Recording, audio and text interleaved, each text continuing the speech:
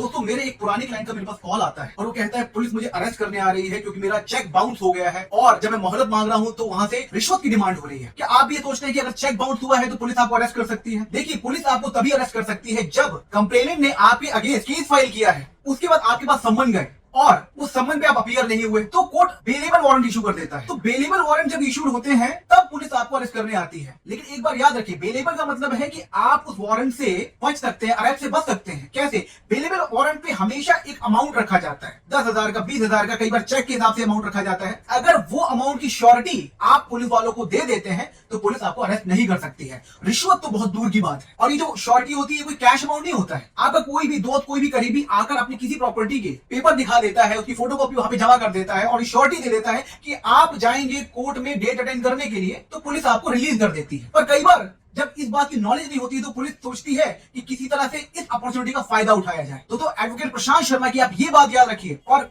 इस तरह के किसी भी केस से डरने की जरूरत नहीं है, क्योंकि बेलेबल ऑफेंस जैसे कि चेक बाउंस, अरेस्ट की रिक्वायरमेंट होती ही नहीं है। आप बस अगर वहां पे बेलेबल वारंट इशू हो भी जाता है क्योंकि आप डेट पर नहीं गए, तो सिंपल सी आप श्योरिटी देके अपने आप को बचा सकते हैं और फिर डेट पर जाकर कोर्ट डेट अटेंड कर सकते हैं।